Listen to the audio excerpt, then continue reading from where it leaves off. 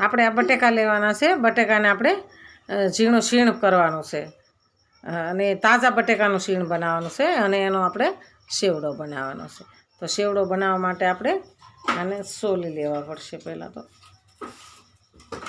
તો આને તો બટેકાની छिलका उतारी लीधा से तो मस्त पानी में नाख्या से। पानी में बटेका नाखवा पड़े नहींतर काळा पड़ी जाए एटले आपणे पानी में सरस धोई लीधा से। तो हवे आपणे आनुं शीण करीशुं। आपणे आई रीतना शीण करवानुं छे। आपणे आई रीतना शीण करी नाखवानुं। पछी आने आपणे धोई नाखवानुं छे अने धोई अने पछी आपणे सरस एने कोरुं करी नाखवानुं, पछी तळवानुं छे। तो आपणे आनुं शीण करी नाखशुं। पहेला આપણું शीण सरस तैयार थई गयुं छे। तो આપણે शीणने पाણીમાં પલાળી દીધું છે। તો પાણીમાં આપણે 2 થી 3 પાણીએ ધોઈ નાખવાનું છે। 2 થી 3 પાણીએ ધોઈ અને પછી આપણે એને સરસ કોરું કરી નાખવાનું છે। તો આપણે शीणને 2 પાણીથી ધોઈ લીધું છે। હજી આપણે 2 પાણીએ ધોઈ લઈએ। 3 થી 4 પાણીએ ધોઈ લીધા છે। તો આપણે એક જારીમાં નાખીને કોરા કરી લેશું। આપણે હેઠે આ રીંગ મૂકીશું એટલે પાણી બધું નીચે આવી જાય। 2 વાસણમાં કાઢવાનું છે એટલે આપણે બહુ ઝાઝું થઈ જાય તો જલ્દી નીતરે નહીં, એટલે 2 વાસણમાં 2 આપણે જારીમાં કાઢીશું અને આપણે આને કોરા કરવાના છે। હવે આપણે આને કપડામાં પાથરવાના છે। આના शीण બધું બનાવ્યું છે એને આપણે કોરું કરવાનું છે। 5 મિનિટ માટે કોરું કરવાનું છે, પછી આપણે એને સીધું તળી લેવાનું। પાણી બહુ ઉડે નહીં ને એના માટે આપણે એને કોરા કરવા પડે। આપણે તળતી વખતે પાણી બહુ ઉડે નહીં। આપણે આવી રીતના કપડે કરી કોરો કરી નાખવાનું છે। પાણી બધું કાળું પડવા નથી દેવાનું, આમ સરસ વ્હાઈટ છે ત્યાં તળી નાખવાના છે।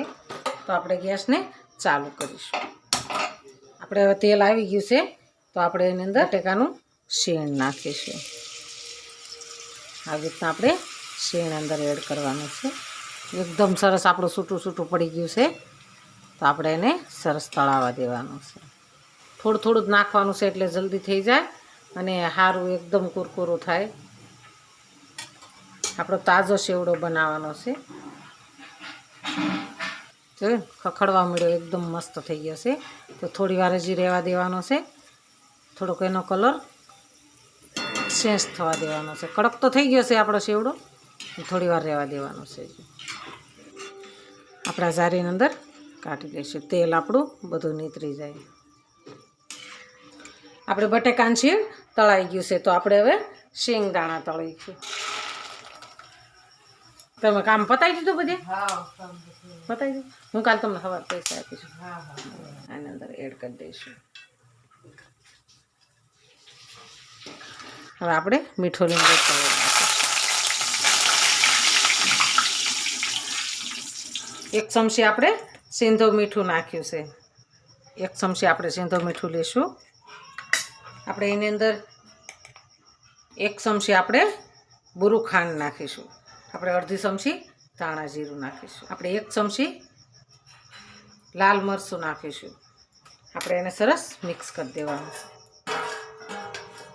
એની અંદર આપણે આ મસાલો બનાવ્યો છે એ નાખવાનો છે, પણ નાખવાનો છે એટલે આપણે એમ નથી નાખવાનું। આપણે આવી રીતના ચમચિયા નાખી અને આવી રીતના હલાવવાનું છે, એટલે આપણે એકદમ ઝાઝો ન પડે ને થોડો મીડિયમ આપણે બધામાં સરસ થઈ જાય છે। આપણો ફરાળી સેવડો સરસ તૈયાર છે। જો એકદમ સરસ થઈ ગયો છે, મસ્ત તૈયાર છે। તો હાલો ખાવા। જો અમારો વિડીયો ગમે તો લાઈક શેર અને સબસ્ક્રાઈબ કરી દેજો। રાધે રાધે।